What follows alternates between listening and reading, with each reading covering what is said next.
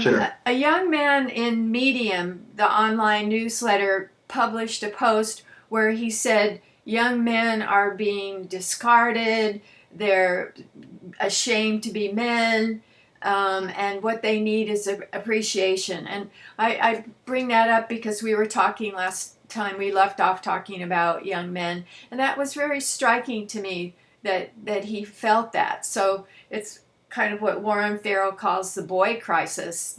Could you comment on that? Yeah. There's definitely some real merit and resonance to that. I work with a number of teen boys and adult men who talk about ways that um, the things that they do and the things that men do in general are discredited in one way or another, blown off or whatever. And there is definitely some reality to that. At the same time, that is not everybody's experience. In the last couple of weeks here, we've had Jeff Bezos and Richard Brannon and these guys getting and Elon Musk getting all sorts of attention for getting into space. For Bezos and Brannon, like it was actually them going up 75 or 100 miles or whatever. So, like and they got lots of attention, both positive and negative. So there is this back and forth. What do guys get attention for, and what do they not get attention for, and where do they just get kind of swept under the rug? I don't remember if I mentioned this last time, but I run a men's group, and so it's me and a co-facilitator. We have 5 guys in their 30s and 40s, and part of the conversation in that men's group is about the things that the guys do that go unnoticed, the way that they provide an income. And again, not that that goes completely unnoticed, but I think for all of the guys in the group, they earn more money than their partner, or they're on their own. And it's not. There's not a lot of, gee, thanks for making more money, or thanks for giving us, enough extra to get just beyond paying the bills. And the way, that doesn't really get credited. A lot of the guys, and this is common for a lot of men, like we do the safety thing, the physical safety thing. We're the ones who kill the bugs. We're the ones who, when something goes thump in the middle of the night, it's our job to go find out what that is, if that's a bad guy or not. Like that, there may or may not be a thank you for that, but it doesn't really get valued. It's certainly not part of kind of the everyday cultural conversation. But that is something that we were all trained to do.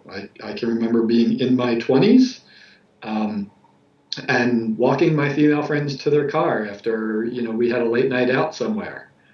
And I was still pretty scrawny in my 20s. Not that I'm that built now in my 50s, but like the rest of my body was still catching up to my height. I was like, I don't know what y'all expect me to do here, other than like jump in front of the bad guy while you hopefully get in your car and drive away. Because we all know, like, I have no training in any kind of martial art or anything.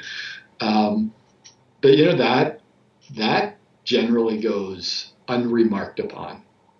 And so there's a lot of stuff that teen boys, young adult men are expected to do because we're guys, and doesn't really get credited. And so, there are some, I think, legitimate grievances out there. That said, couldn't you say the same thing for women, that a lot of the social work that absolutely, they do, arranging, planning, list absolutely. keeping, that they don't get thanked for that either? Absolutely. So, and we shouldn't all just be getting thanked for showing up and breathing, right? And we should not all get participation awards or whatever. Like so like where do we draw the lines, and what do we get credit for, and what do we not get credit for? But I think, for a lot of younger guys, whether that be teens or young adults, um, we are told in many ways that we are primarily valued for our accomplishments. And if we don't have a whole lot of accomplishments, whether those are titles or money or kind of formal status, it's really hard to get credited for those other things that kind of any guy could do or any guy does. And so then, a lot of guys are left with the question of, well, what am I? And potentially how would I attract friends or how would I attract a longtime partner? I interviewed a college senior at Hunter in New York City, a woman, and it amazed me. She said when she was in secondary school, it was clear that the teachers didn't like the boys because they were the troublemakers. They liked the girls better, and the girls kind of said, I hate boys, unless they were dating one. Right. And, she's only 22, so this is recent. So that astounded me. What's the astounding part? It's so sexist to discriminate against one sex. Yeah, and it happens. And it happens in lots of ways. There are debates about, what actually defines sexism and when does any particular individuals or kind of small groups actions constitute sexism and even whether or not it is possible to be sexist against men. That said, at the one-on-one level, like there are clear times when, in this case, boys and men hear things where they're clearly being denigrated because they happen to be male. Do you think that's kind of a negative reaction from the women's movement? Can we trace it to feminism, second wave, 60s and 70s? I'm going to not give you a straight answer. You should be expecting that by now, because I think, as with many things, it's more complicated than that. I think that there are ways that in the public sphere, in order to make a point, especially a point that creates social change, you have to overstate your case, and you have to state your case in kind of the simplest form possible. And so, while I understand the necessity of that kind of to make a political point and to create change, I also think that really sets the stage for going too far. And I think that there are ways in which folks have taken kind of the issues that second wave feminists raised about male power in the 60s and 70s. I think there are ways in which people have taken that too far, and use the fact that the majority of power in the U.S. is held by men, even today in 2021, to justify being mean to boys or excluding boys and men from things. Trump probably hasn't helped because he's so obviously misogynistic and crude. Agreed. Trump just kind of, as I think he did with many things, he poured fuel onto the fire. Didn't really address the cause of the fire in and of itself. And hopefully that fire will bring to light and burn out some of those cruelties, in our system, racism and sexism and whatever. Yeah. I think one of the real challenges, and I'll just stay with sexism, I think one of the real challenges is that at the societal level, even at the individual level, like we don't have good discussion about what does equal mean, and does everything need to be 50-50 or as close to 50-50 as you can get. Like one of the things that I often end up discussing when I do couples therapy, and this happens regardless of whether it's a heterosexual couple or a same-sex couple, We often end up talking about household responsibilities, chores, including, taking care of the kids. Sometimes it's just decision making, it's not chores. And we get into this question of, what does equal mean to them? And since it's just a couple and I have the two of them in the room, I can shift from using the word equal to talking about fairness.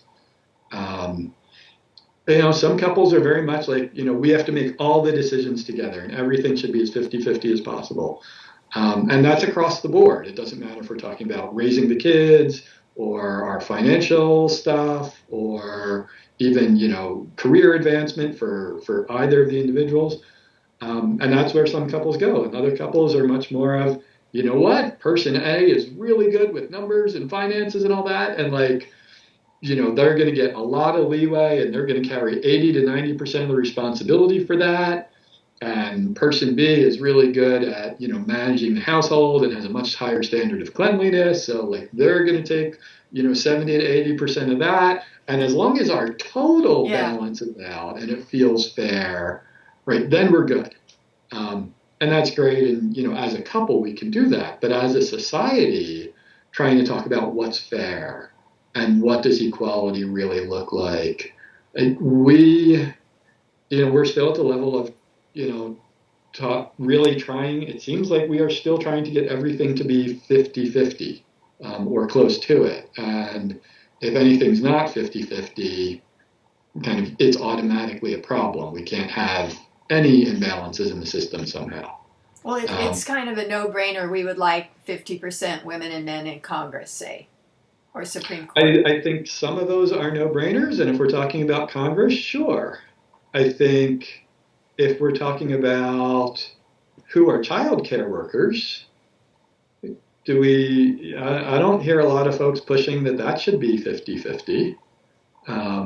I hear a lot of folks say, it would be nice to have more elementary educators who are male, but I don't hear anybody talking about that as 50-50. I don't hear a lot of people talking about, steel workers should be, or plumbers should be 50-50 either. But, we don't seem to have a public conversation about where are the places where we're okay with the imbalance and where are the places where we really want it balanced. That's a good point. Yeah, that's a good point. What I'd like you to clarify is the debate about the primacy of fathers in the boy crisis, because people like Farrell say that's the key, and especially divorced fathers who don't have enough time with their kids. And then pro-feminists, like in the APA Division 51, say we don't want to talk to Warren Farrell because we think he's what?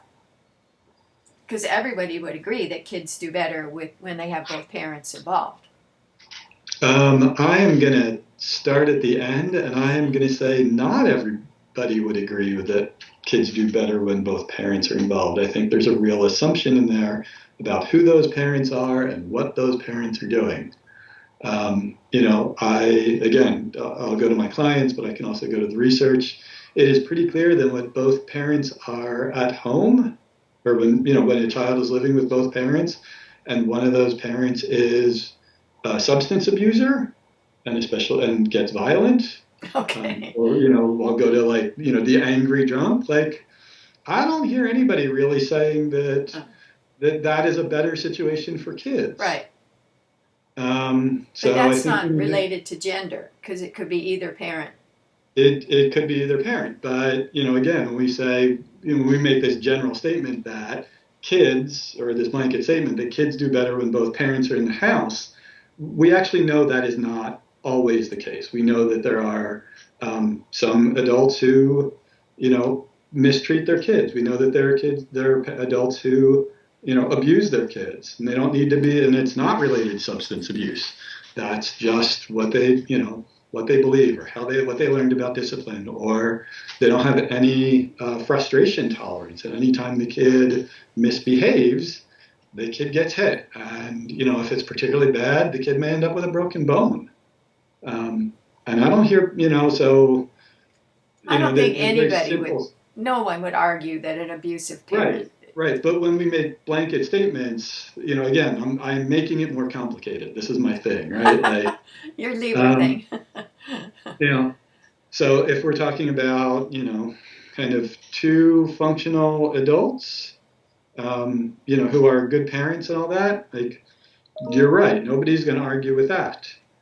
But again, we have decades of research now, going back to the 60s and 70s, that says that kids who grew up with two parents in the house who are arguing all the time, and one of the big precursors for divorce there, those kids do worse than their peers whose parents aren't doing that. So in that situation, the parents should be separated. And again, that's not gender related. That is not inherently gender related, right? That's two people that two adults that can't manage a household together or don't have a good relationship or whatever. I interviewed kids for a book called How to Survive Your Parents' Divorce, Kids' Advice to Kids, and that's exactly what they said. If they were in the middle of the arguments and heard them, they were glad that they got divorced.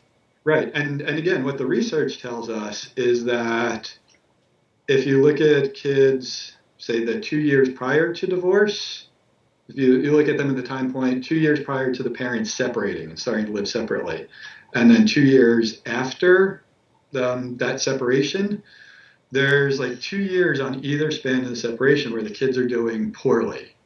But on average, 2 years post-separation, most kids are doing well again. Not like it never happened, but the extent to which their parents' bad marriage or bad relationship is causing them problems has dramatically decreased.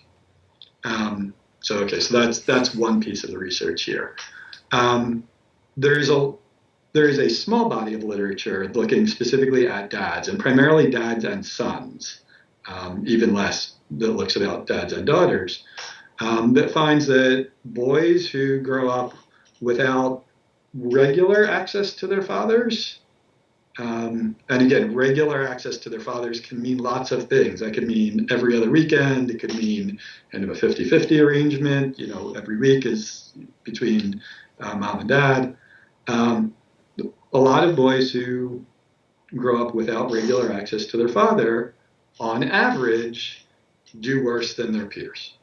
And also, again, and I'm a developmental psychologist by training.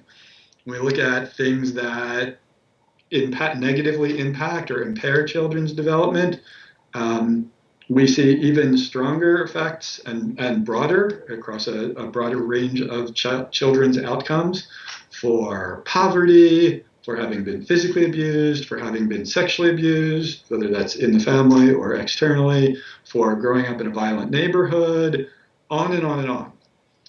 And I will trace this back to Arnold Samaroff's research. He was the big name doing this work when I was in school in the late 90s. Samaroff said, okay, so there are all of these things that we know that adversely impact kids. Instead of trying to figure out exactly which one is worse for kids and all that, or how they interact, let's just count them. And so he initiated a series of research studies, which have since been replicated by a number of other folks. And I think they were looking at about 15 different things like this. Stressors. Pardon? Stressors. Trauma inducers. Yes, and major stressors, not, And what they found was that most kids are all right if there's one major stressor, like it doesn't really impact their development, even two major stressors. But somewhere between 2 and 3, that's when kids kind of really start to go off the rails. And the more, the worse it gets. But what Samaroff's research showed was that it kind of doesn't matter. Like, it could be being in poverty or divorced parents or being abused or whatever, because they were just counting. And it was somewhere between 2 and 3, like was consistently the switch point. And so Samaroff's research showed that through the 80s and 90s, and again, that's been replicated. That's also a fundamental assumption in the trauma field, right? A lot of people are now aware of the ACEs scale, the Adverse Childhood Experiences scale. It's the same approach. and in Samaroff's work, and the people that followed him, in the ACE's work, no, I have yet to see any evidence that says that boys who don't have contact with their father are doing that much worse, that counts as 1.5 or 2 instead of 1. So again, when we talk about large studies with a couple of hundred or a couple of thousand people, boys not having access to their biological father does not show up as any more or less powerful than any other adverse experience that boys might have. So, okay, it's important, but it's one of about a dozen things that are equally important and where they're all kind of equally bad. The other thing I don't hear from a lot of the folks that talk about father absence, I don't hear them talking about, one of the solutions that we need to do here is work on issues related to the justice system, because we know that 90% of the people behind bars are men. We know that a lot of them are dads. Like, if father absence is that important, why aren't those folks also advocating for either, better sentencing procedures? Why aren't they arguing for reduction in charges for those dads to make phone calls? Because that's a whole thing, and those phone calls can be ridiculously expensive. Men in prison can be moved by the Bureau of Prisons without warning, and their families often don't get noticed till well after the fact. Like, where is that advocacy? Where is the advocacy for boys in the foster care system? Again, the folks that do this, that talk about father absence don't seem to be talking about those kids in foster care. It's not clear to me when people are talking about father absence if they're talking about fathers whose work requires them to do 75% travel or requires them to be away for extended periods of time. Guys who work on, say, oil rigs, where they'll often be 3 months on site and then they come home. Guys in the military who are deployed for 3 to 12 months. Is that part of this father absence that we're worried about? Like, that is not at all clear to me. What I also don't know how they conceive of stepfathers. I don't remember if it's a Census Bureau statistic or a Department of Health and Human Services statistic, but something like 70% of American kids will have at least one period of 12 months or longer where they're living with a single parent. What percent of kids? Say again? 70, wow. Almost 3/4. Wow. Yeah. Now, I think for the census folks or DHHS, wherever that comes from, like, I think that also includes unmarried but living together. Or it doesn't include unmarried but living together. So those numbers may shift still, but having separated parents is an incredibly common experience. So if father absence has that dramatic of an impact on boys, then a lot more boys should be having a lot more dramatic problems than what we're seeing. That said, I think talking about father absence, again, it's, on the political side and in the cultural conversation, like, I think it's an easy idea to talk about and an easy one to get people's attention in the same way that we make simplifications about other things, including, getting to 50-50. Got it. Do you have kids, may I ask? I do. I have a daughter. She's currently in 6th grade, just started. And what are you doing differently as a father than, say, your father did? What have you learned from all your work that you applied? So I will tell you, I am in that statistic about divorced parents, and I had a stepfather. I choose to not talk about my biological father in public. We'll just leave it with, while my 7-year-old self might have been upset that my parents separated, my teen self and my adult self, having actually gone back and met my father and had two conversations with him when I was in my mid-20s, like, I think that was probably the best decision for me. It was certainly the best decision for my mother. May not have been the best decision for my father, but he did remarry a few years later. So I will say that it worked out for everyone. My father was not a great example, and we'll leave it there. The man I identify as my stepfather, even though he and my mom never got married, but he was in my life from the age of 10. Like, he was a really good example. He was, and kind of true to his generation, he was a nice guy. He was quiet. He was responsible. He was dependable. I think it is rather fitting. He served during the Korean conflict. He was not in combat. And the one commendation that he ever got as a member of the military was a good conduct award. And I think that is incredibly fitting for him. So what are you consciously thinking as you raise your daughter? What are your kind of principles or guiding lights? I really want to make sure she...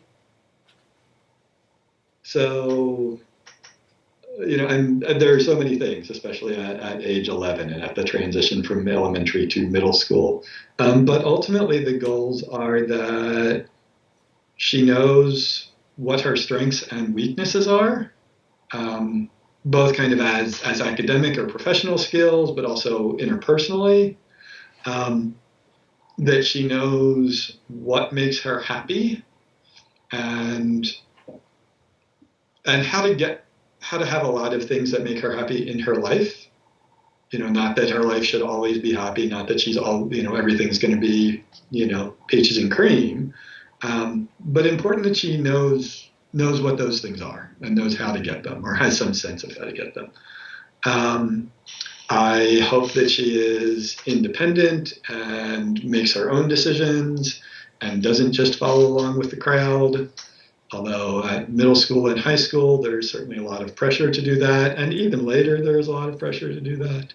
But really that she knows her own mind. Now, again, as the parent of an 11-year-old, I don't want her to know her own mind too much if she wants. There's things that we want her to do and need her to do. But, so far, so good on that.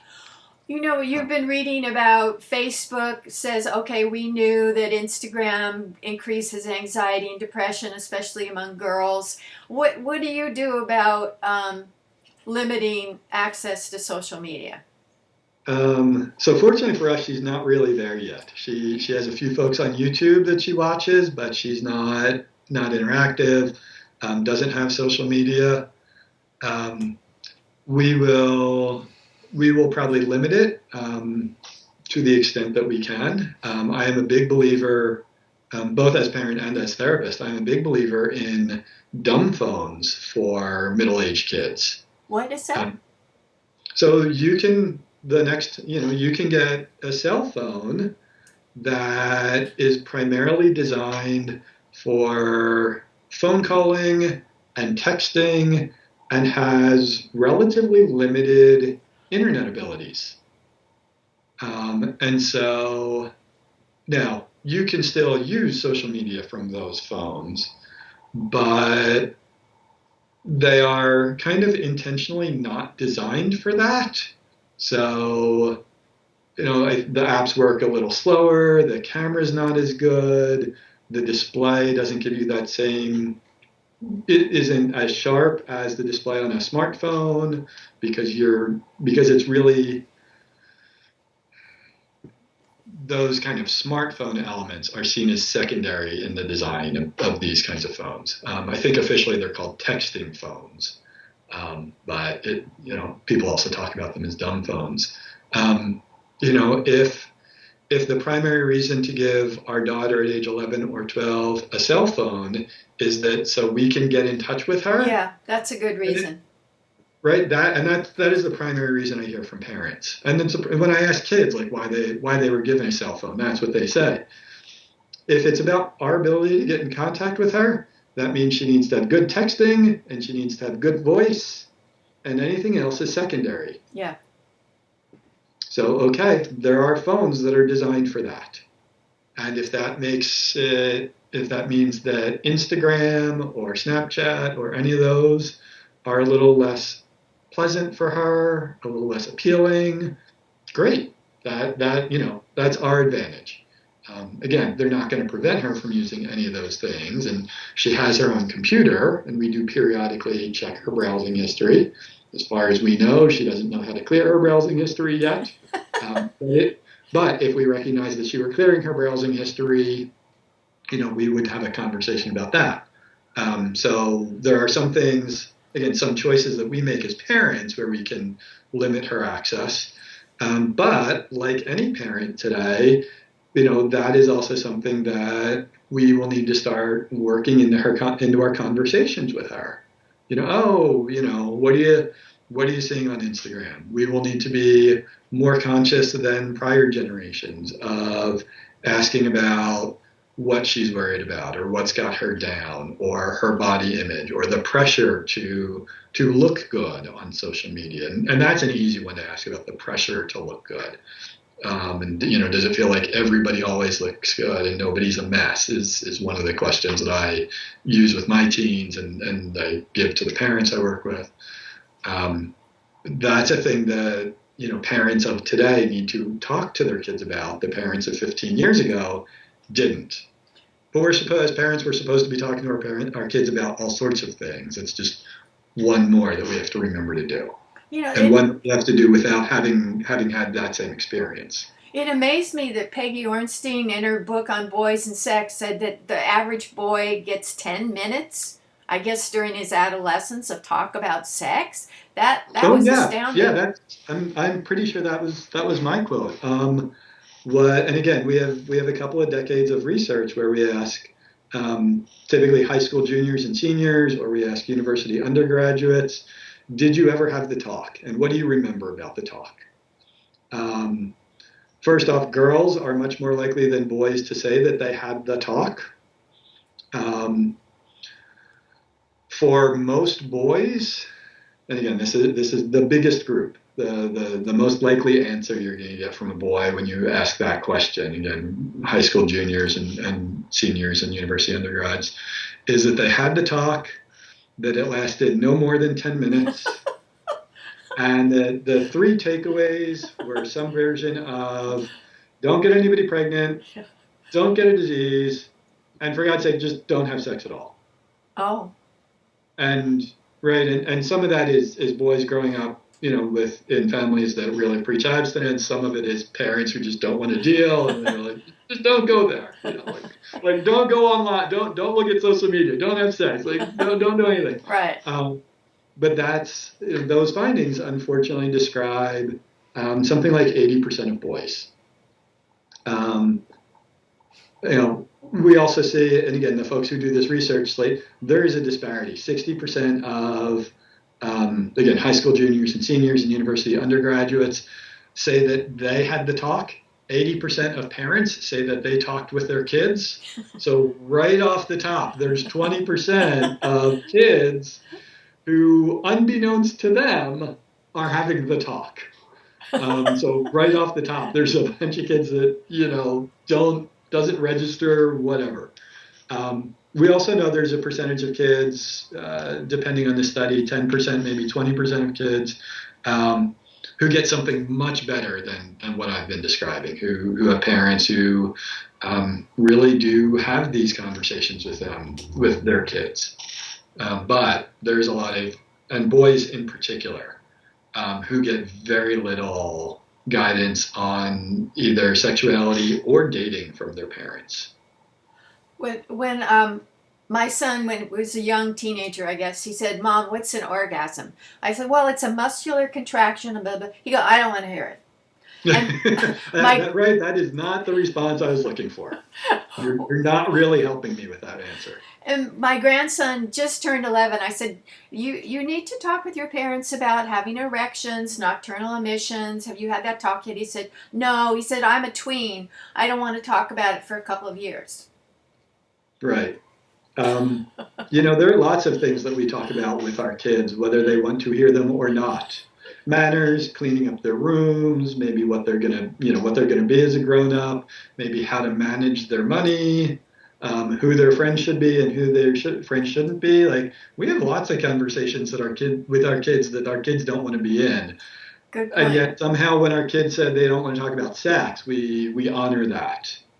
Good point. Which says a lot about parental discomfort. There are a number of good books for reading with kids or for how to talk to your kids about it. I'm particularly fond of Roby Harris's books. I'm particularly fond of Mary Jo Pogorski's books, the Nani series. Deb Hafner has some great books for parents on how to talk to your kids. When I work with parents on issues like this, it's not just sex. We also need to talk to them about romantic relationships, because we know in grades 5 and 6, a lot of kids will have their first boyfriend or girlfriend, which tends to really just be a title. They're typically not kissing at that age. They don't typically hold hands. They don't necessarily sit next to each other at lunch. Right. But, there is 20% or so of kids get this title. Like, what does that mean? If you have it or want it, or if you don't have it, but other kids are doing it, like, what does that mean? What is that about? And then, when kids start dating more in 7th and 8th grade, and it actually starts to be a thing, but we know that those tend to be group dates. Kids at that age don't typically go on a one-on-one date where it's just the couple. We can ask our kids, what does it mean to be somebody's boyfriend? Or what does it mean to be somebody's girlfriend? What are you expected to do? What do you expect them to do? And again, that question as they move into high school and they start having relationships that look more like adult relationships where there is more one-on-one time. If we watch TV, if there are TV shows or movies that we watch with our kids where we know those characters really well, whether that's from Harry Potter or The Office or Parks and Rec or whatever, like there's a certain amount of dating in those universes. And we can ask our kids, okay, if you had to date somebody from one of these TV shows, from this TV show or this set of movies that we all know really well, like who would you choose to date? And which of these characters do you want to be like? Like, how would you like to present yourself when it comes to dating? I think that is often an easier place to start, right? Because these are people we know, but they're not people that are ever going to show up in our house that we might then have to defend later, right? Like Harry Potter is never going to physically show up in my house where I'm going to be like, oh my God, I can't believe I said that horrible thing about him. Or, oh my God, where my kid's going to be like, oh my God, Dad went off on, whatever. We know these folks, so to speak. We can talk about their strengths and their weaknesses, but it's not personal. So that's often a good place for parents to start having this conversation about dating with their kids. And again, it's something that you come back to over and over, the same way that we come back to things like, respect or manners or kind of who are you? What's your identity? Or managing your money or your career. This idea that there's just this one magical conversation, the talk, capital letters, singular. That's absurd. Why? You can't cover everything in that. Especially because it leaves out the context of the relationship. It leaves out so much. And again, there's no other part of our children. I don't think there's any other part of our children's lives that is a thing that they're almost certainly going to do that we would just talk about once.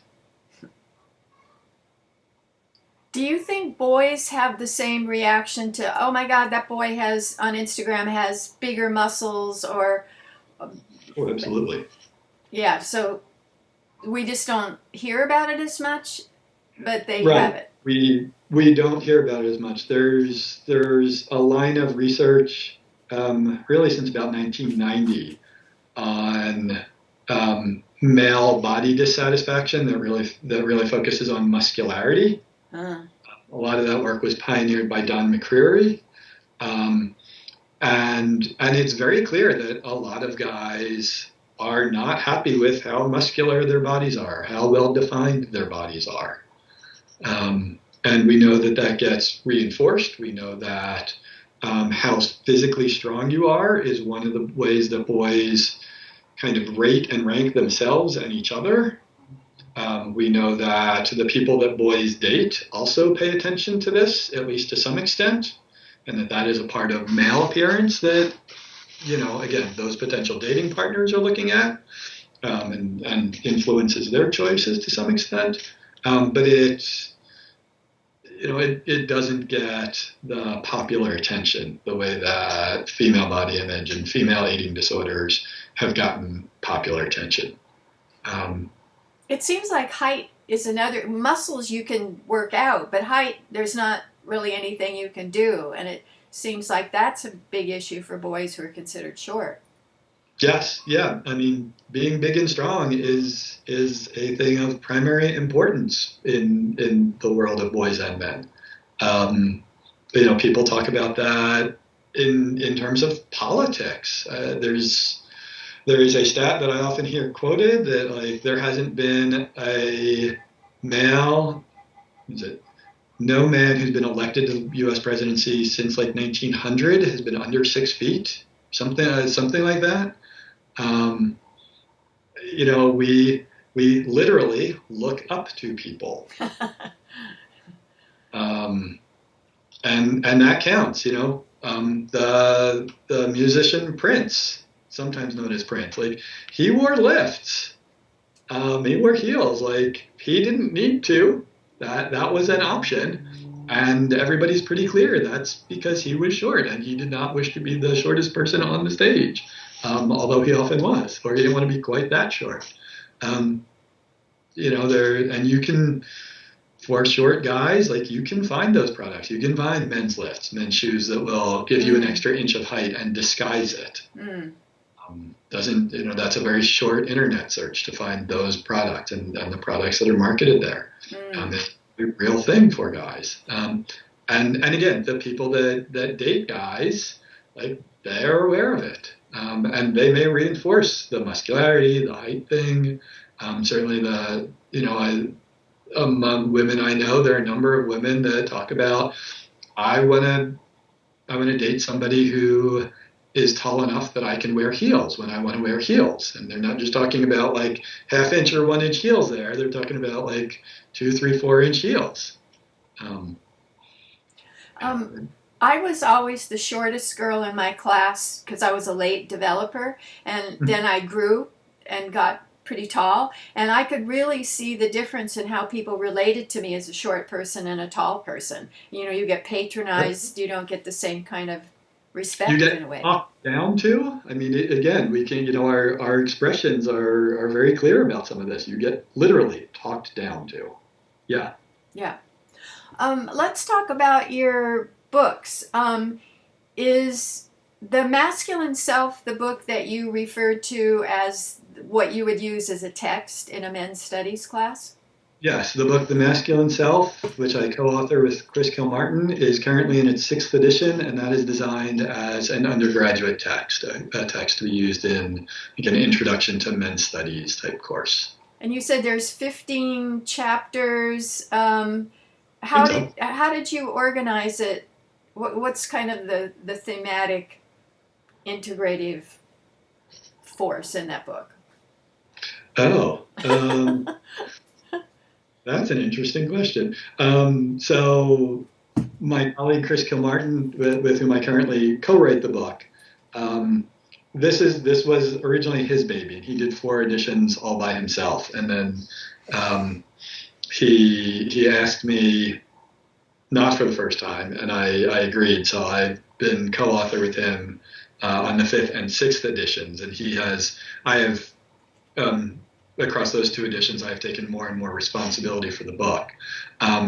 So in some ways, I've been reorganizing it a little bit. I think the 7th edition is going to be like the fully reorganized version. But that said, the first section is kind of introductory and spells out some broad frameworks. frameworks around kind of diversity or intersectionality, if you want to use that word, frameworks about what it means to be a man, frameworks about power. Then there is a second section where I get into, again, some macro theories. I have a chapter on learned influences and culture, so the nurture side, a chapter that will be fully revamped for the 7th edition on the nature side, where I really get into some of the research on testosterone and other biological processes, and also a chapter about measurement, because measurement and the way that we conduct research also has an impact on the knowledge that goes into the rest of the book. So I want students to have some awareness of what that is and what that looks like. And when we talk about mean differences, average differences between men and women, I want them to have some context for that beyond just, men were a 3.5 average and women were a 3.2 average. Like I want them to have some more depth than that, because this is undergraduate. And then the structure gets a little more broad. There are a couple chapters, and this will become a section, on things that boys and men tend to do. That there will be a chapter on sports and athletics, a chapter on dating, which already exists, a chapter on work, because these are doing things. We are active for that.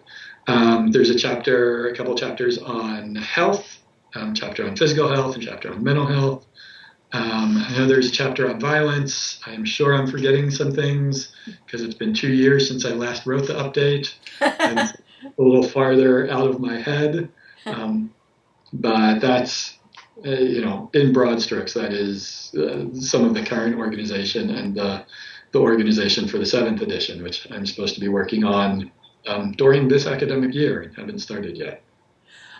Do you have any idea how many men's studies courses or programs there were? I could only find one master's, right, one program, one something in Canada. What's out there?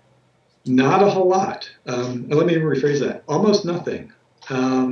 Wow. So what I know, kind of as the author of a book that gets used here, but also through my connections to the Society for the Psychological Study of Men and Masculinities, my connections in the American Men's Studies Association, like in a good year, there might be as many as 150 offerings of an Introduction to Men's Studies course. Oh, that's more than I thought. But that is just a single course. It is almost impossible to find, so that's like the 101 course. Yeah. It's almost impossible to find the 102 course or the 201. Like, there is just the 101, and, maybe at 75 to 100 universities across the US and Canada. Almost any university in the US and Canada teaches the Intro to Women's Studies course, and they usually teach it fall and spring. Yeah. That's a lot more schools. Yeah. There are majors that are just women's studies, or that are women's and gender studies, or women, gender, sexuality studies. There is, as far as I know, there is not a major in men's studies anywhere in the US or Canada. Well, didn't Bob Brennan develop the men's studies program in New York, and it has a master's? So the only master's that I know of is offered through SUNY Stony Brook, and it was a result of Michael Kimmel's work. Oh, Kimmel. Kimmel has since retired, and he retired a year or two ago. I haven't looked to see if that program is still going or not, but that was the only master's program that I knew of in the U.S. I believe there's a university in Australia that offers both a bachelor's and a master's. I had looked at that several years ago. I haven't looked recently. But it's almost, as something that an undergraduate could study, you have to be really lucky to find a single course, and you're pretty much out of luck if you want to make it a major. What I'm trying to understand what gender studies mean. Does that mean you do mostly women's studies and talk about men's issues every once in a while? Do you understand what gender studies does? When I have looked at those curricula, like I look at the course listings, um, it had primarily been, or sometimes exclusively been, courses about women, so women's studies courses. Some departments, and I think there's a newer set of courses over the last few years that focus on transgender issues. Um, There's probably more trans than men's. Probably. Wow. Yeah. Some schools, some programs also include issues related to sexual orientation as gender studies, Yeah. um, which strictly speaking, it should be sexuality studies, but there's a whole set of publicity and political issues about having sexuality studies as a department name. So sometimes it just gets gender studies, um, whatever. If you're looking for a men's studies course, you're mostly out of luck. And again, certainly as a minor or a major, you're pretty much out of luck. So, who do you think buys your book, The Masculine Self? So it's mostly undergraduates, and I don't make a whole lot of money on it. And again, there's, in a typical year, my impression is that in a typical year, there might be 100 to 150 courses in the US and Canada. Um, if the faculty member is in psychology or sociology or American studies, there's a decent chance they might use my book. Um, Folks in the humanities don't use my book because I'm not one of them and I'm not really writing for them. Um, but mostly what I hear is, folks might take a chapter from my book, or folks from other departments, they might take a chapter from my book. They do a lot of, finding resources and putting together their own reader, and may ultimately end up with a course that is more kind of discussion oriented than textbook based. And again, there's a real difference if you're offering, say, a 100 or 200 level course versus a 300 or 400 level course, and your ability to function in those ways. Right. I was amazed at your book is Masculinity Toxic because I've never seen so many color photos in my life. How did that happen? That was great. Just visually interesting. This must be designed for young people. No, so this is the prettiest book I will ever write, and I will tell you that I am responsible for all of the words, but not necessarily the photo captions. The book, and you were holding it up there, is part of this series called The Big Idea. And you can see that it's on the top left of the cover, I think. Yeah. There are a number of titles in the series. Is gender fluid? Is democracy working? Is democracy failing? Is gender fluid? What shape is space? Is medicine good for us? Will AI replace it? Those are good topics. Right. So these are the titles. The publisher, Thames and Hobson, like they recruited me to write this book. And they said they gave me the length restrictions and the chapter structure, the kind of, this 4-chapter structure. And they said, we will do the artwork. You will get to sign off on it. Like, we will find all the photos, but we need you to write whatever it was, 20,000 words or something. And so all of the books in the series are the same physical size. They all have the same kind of layout. They're very photographic.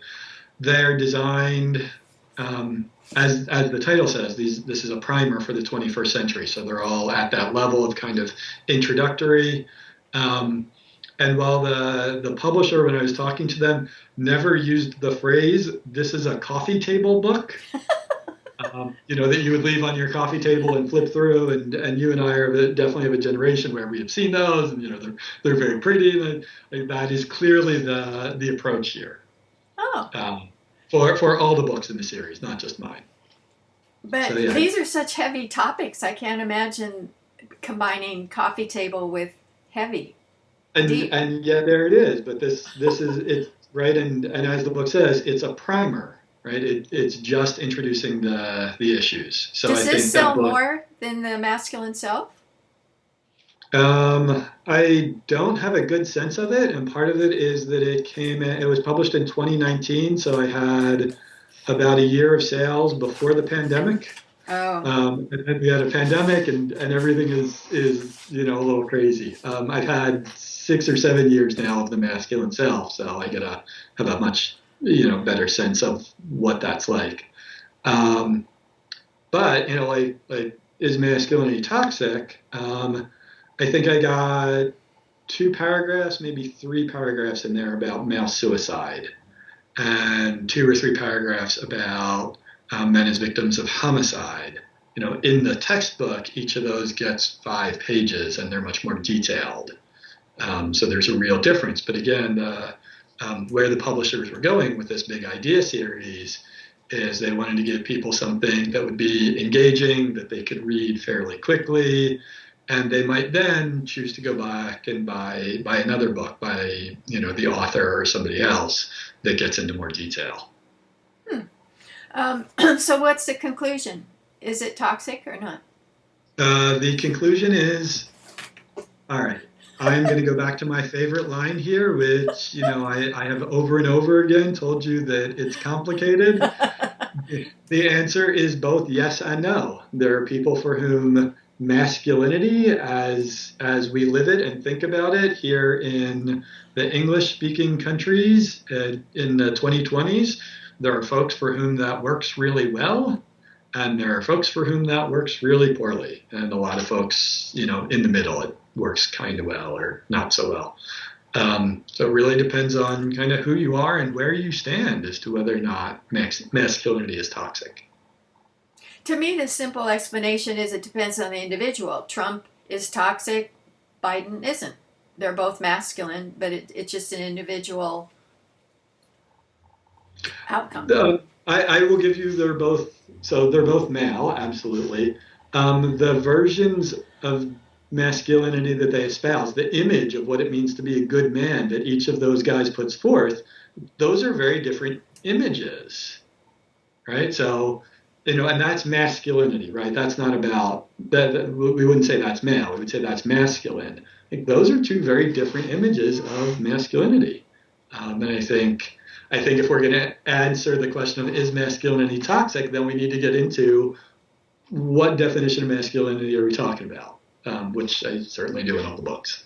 And you could also say, is femininity toxic? And it is if you get plastic surgery and wear 5-inch heels and, So you're telling me that Pamela Anderson is engaging in toxic femininity here? Absolutely. Yeah.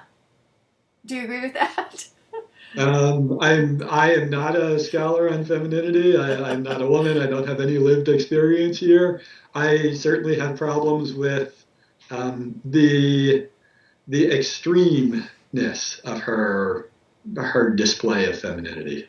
I've also never met her in person. She might be, a lovely person. I have no idea. But I certainly have some concerns about that public presentation. Absolutely. Or the people who get plastic surgery so that they're deformed. I mean, that's toxic femininity. There's and in some cases literally toxic. Yes. Yeah. Or liposuction and all that stuff. That's really harmful. Yeah. So I think we can say any gender role carried to an extreme can be toxic. Yeah. And I mean any role, whether it is explicitly connected to gender or not, can be overdone in ways that are problematic. Yeah. Have you had clients in your counseling practice who are trans men? I have had trans folks of a wide range of flavors. Yes. And what do you find that trans men most have to learn? Like what I see that's the most obvious is they still talk like men. They make assertive statements. They don't do the questioning inflections. Their speech pattern, even if they look really feminine, their speech pattern is still male. That's what I see.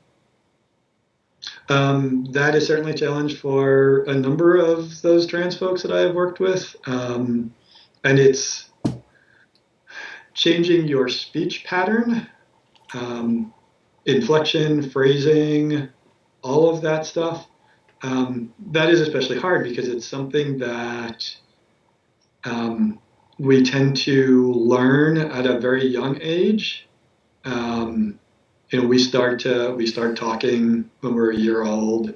If we're not exposed to language by the time we're 2 or 2.5, there will be ongoing problems. If we're not exposed to language by the time we're about 10, we're really not going to pick up language the way the people talk about it most of the time. It'll be very simplistic and really just kind of word use.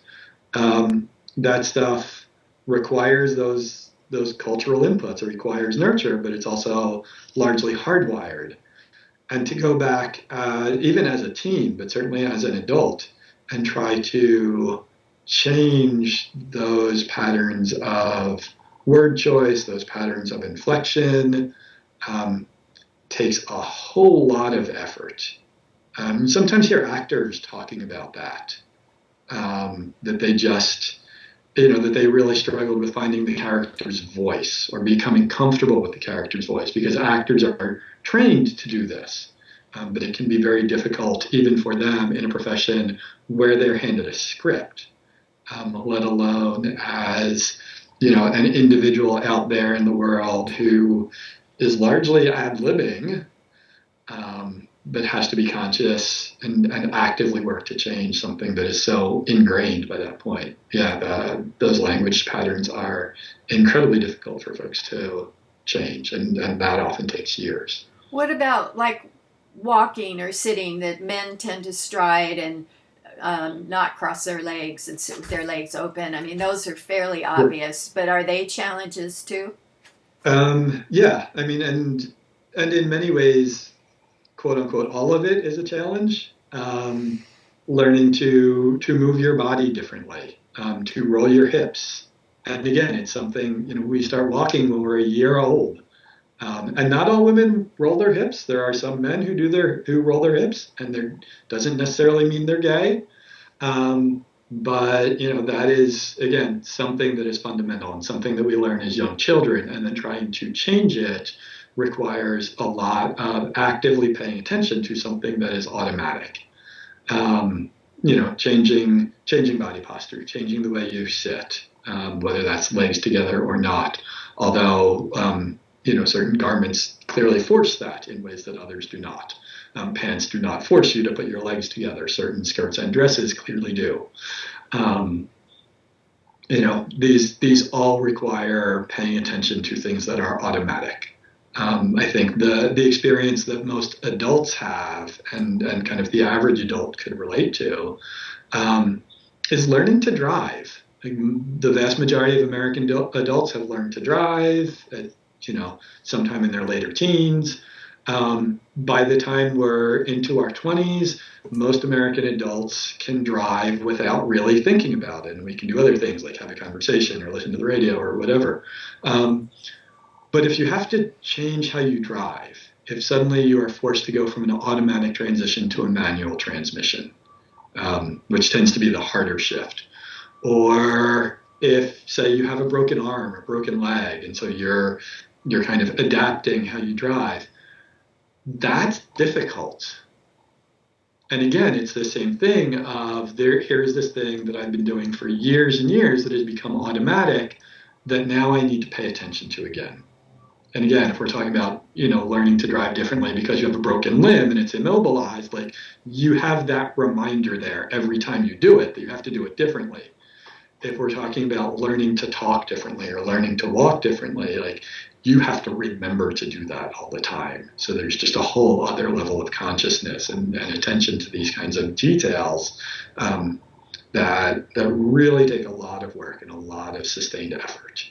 Is there anything else that is really upfront besides speech patterns and movement, posture?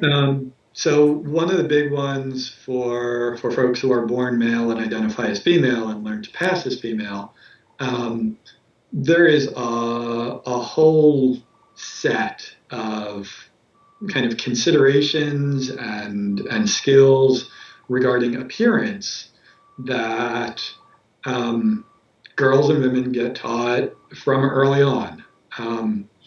I have on occasion tried on a skirt or a dress, and those things are loose in ways that I am not used to my clothing being loose, and it just feels odd. Mm. I was not trained to apply makeup. We know that this is something that a lot of 13, 14, 15-year-old girls in America is like spend a lot of time trying to figure out and learn how to do. And, you try on a different look and, you're together with your friends and you're all trying different things. And, oh, how did you do that? And there's a lot of conversation and a lot of practice and a lot of training. And, if you've grown up male, like you're not getting those experiences with the clothing. You're not getting that practice with the makeup or doing your hair or any of that. And then all of a sudden, not so much the day you announce you're trans, but like once you say, okay, I grew up male, but now I'm female, like you have to get good at that very, very quickly. And you have to figure out, all of these different clothing, all of the different clothing and all of the different styles. And how does that look on my body? And what should I be wearing? What's flattering? What's not? You have to figure all of that out very quickly and really gain years of experience in a couple of months. You also, and as part of that, you have to get used to the idea that you are always being looked at and evaluated on your appearance, whether you want to be or not. And that is true for all trans folk, whether they want to or not, because there is a certain amount of pressure on them to appear just right and to quote unquote pass. But as a guy, like being concerned about my appearance, like the generation I was raised in, and even for a lot of young guys today, that's optional. Not particularly optional for girls and women. It wasn't in the 70s and 80s when I was growing up. It's not today. Probably in some ways, maybe even less so today.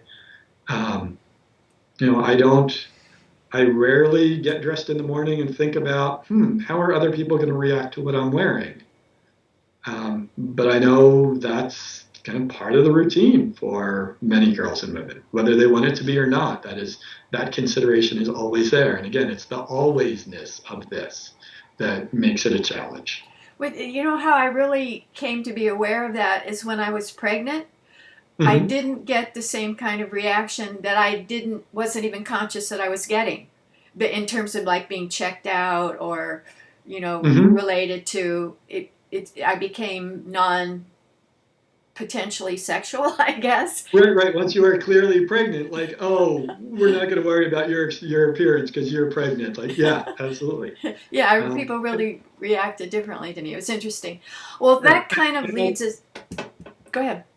I was going to say, and in this moment here in whatever this is, September of 2021, we are sort of having some public conversation about this regarding work clothes and to some extent how much makeup will women be wearing after the pandemic. Are folks going to get dressed for the office? Right, that's the expression.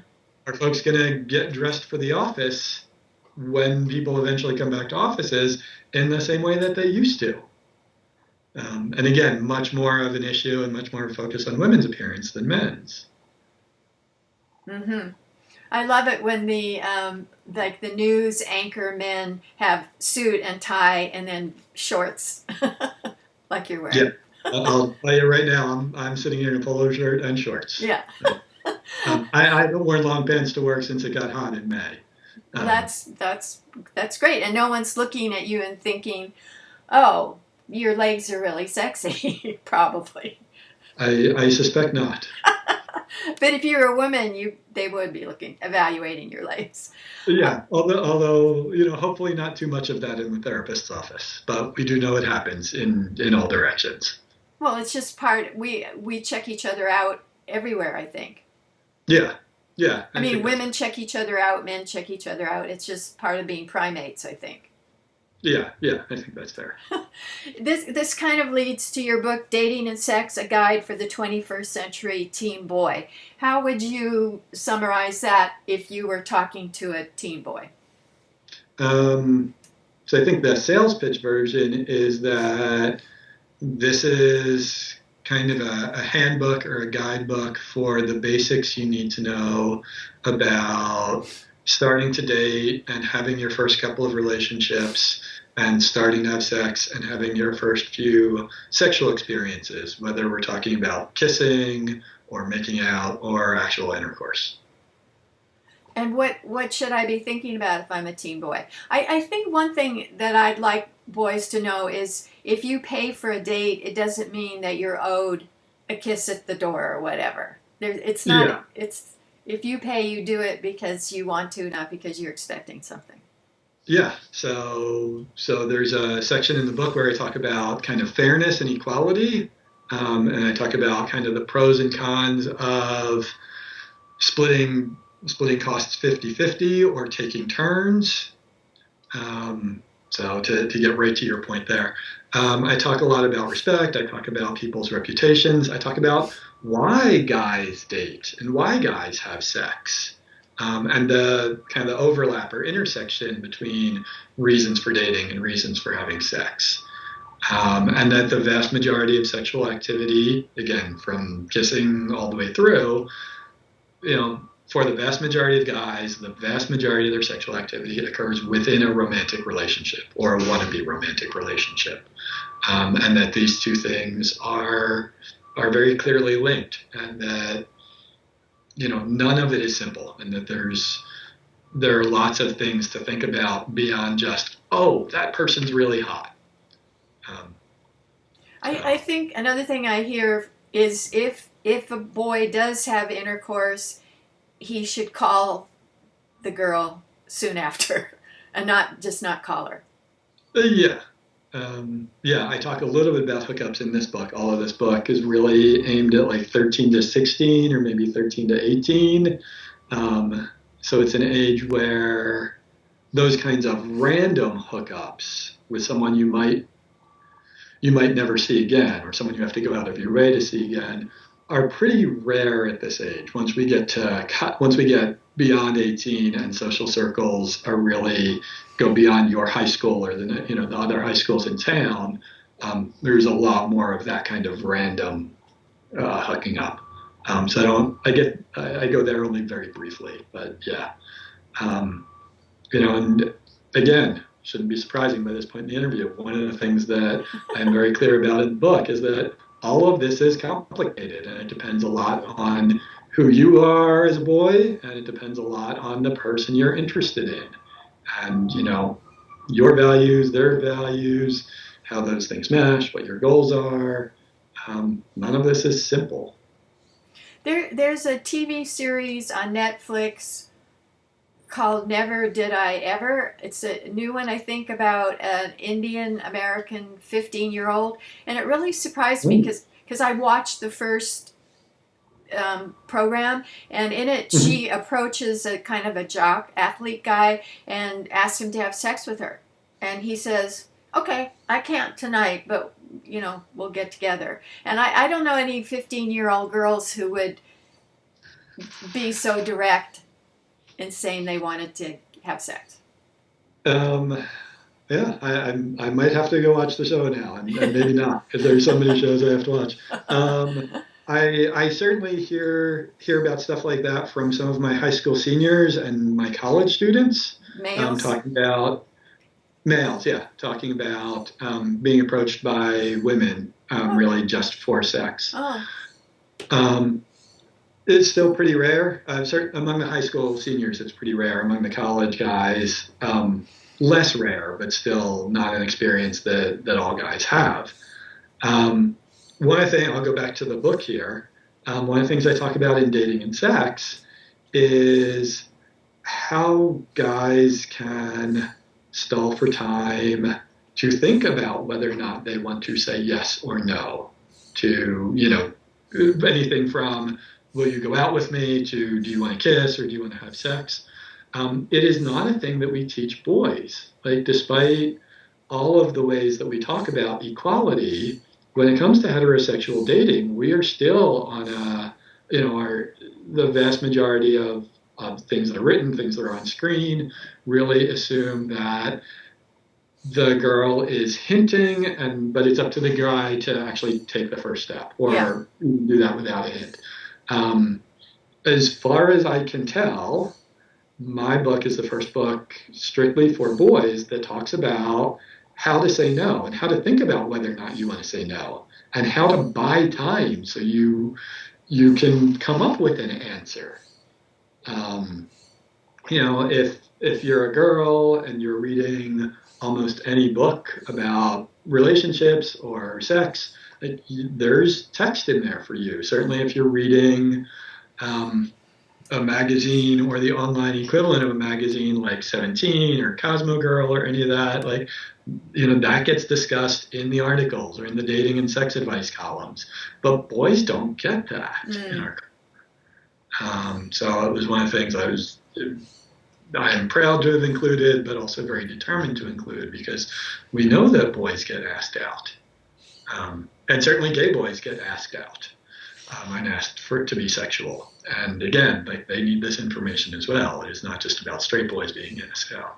The advice books for women about how to get a man, or teen girls how to get a boy, is that men like a hunt, and you have to be hard to get, and you have to make him work for it, and then he feels like he's conquered the goal, but you shouldn't be too easy. That's still out there.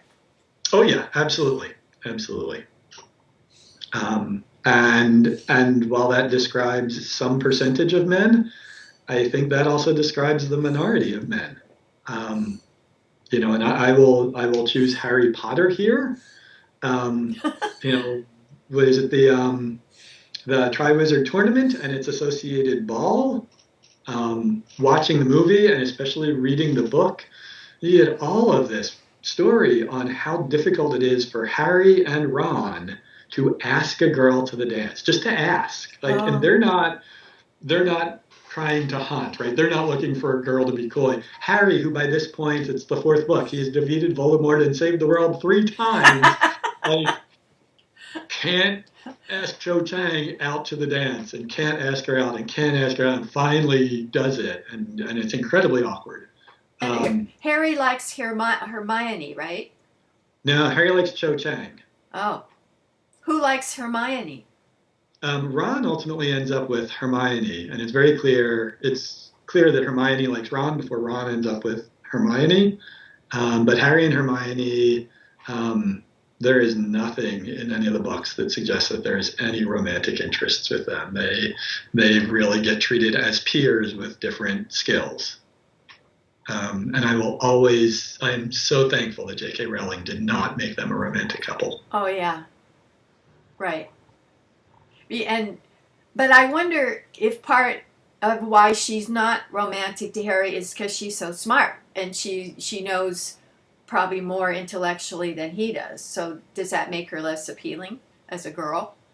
I don't know that it makes them less appealing. I mean, there is a real piece of, the two of them having some shared background as outsiders.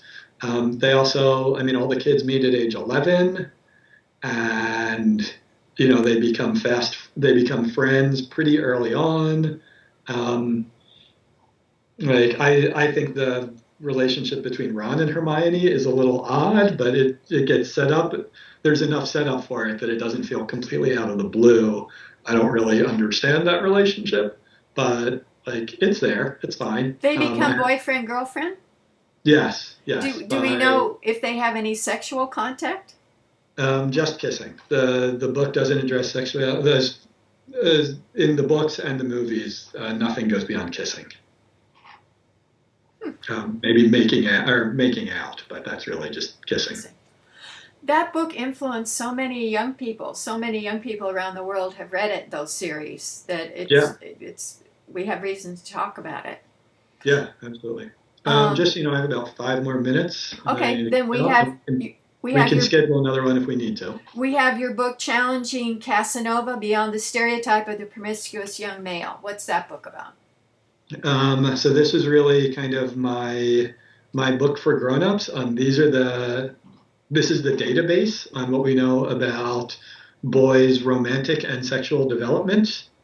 For me, it was kind of a set the record straight book, because our stereotype, and this stereotype really became dominant in the 70s and 80s.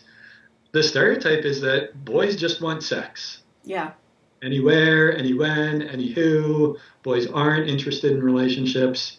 And that describes 10%, maybe 20% of boys. It is not the standard, it is not the dominant approach. It is not how most boys or men think about dating and sex. But this has become our image of male Adolescents, romantic especially. sexuality. Yeah. Yeah. So it's the goal of the book was really to get in and get into all the details and talk about all of the ways in which that image applies to only a minority of guys. Great. So you're working on edition 7. Do you have another book besides that in your brain? I do. So the 7th edition of the Masculine Self is the next big thing that I get to sit down and write.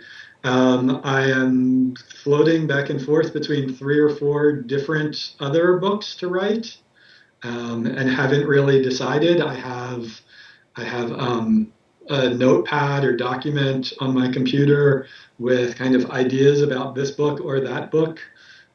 We will see which one gets pushed to the top of the pile. Do you mind saying what a few of those are?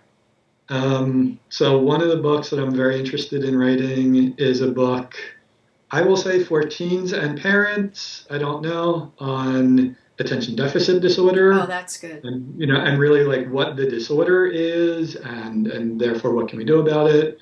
I am also thinking about a book for therapists on some flavor on of a book for therapists on how to work with men, because we know that the vast majority of folks who go to school to become therapists are women, and the vast majority of their faculty are female. And therapists complain or express concern about men only coming once or twice and then dropping out of therapy. And at the public level, we have discussions of male mental health problems, but men won't seek help. And I think part of that is that there are a lot of women who are not culturally competent in working with men, and that we need to think about working with boys and men as part of cultural competence for their training. So that is a book. There were 2 others I don't remember off the top of my head. Those are the 2 I've been thinking about recently, but like every 6 months it's a different title. So those are really important. The groups like Mankind Project and Everyman say that men will often say, my wife took me to a female therapist, I didn't talk, I come here and I feel free to talk because it's men and they understand me, they're not judging me. Yep, absolutely. Anything else that you would like to add in a minute? So one of the other books that I am contemplating writing, and this would be a short book, would be a book on erectile issues for kind of teens and 20-somethings in good physical health. Kind of related to some of my other work on sexuality that we talked about. How problematic is that? Viagra and Cialis make a lot of money. And part of the problem is that there are a lot of teen boys and young adult men and even middle-aged young men who every day practice having an erection and an orgasm to their screen, with porn, sometimes multiple times per day, and they don't get nearly as much practice having an erection and an orgasm with a live person. And so, if you've had 300 repetitions in the last 6 months or the last year of doing it one way, and all of a sudden you got to do it another way, and Uh, you never had much practice, that may very well be a problem, or may very well absolutely. cause a problem. Absolutely. We get programmed what Yeah, turns us on. absolutely. I mean, we talk about muscle memory for professional athletes, for musicians, even for sometimes for stage performers about playing a certain role. Um, muscle muscle memory is alive and well for your body and sex as well. Absolutely. Great. This was so informative. I'm really glad we got the information for parents too about working with boys. I'm really Yeah. happy.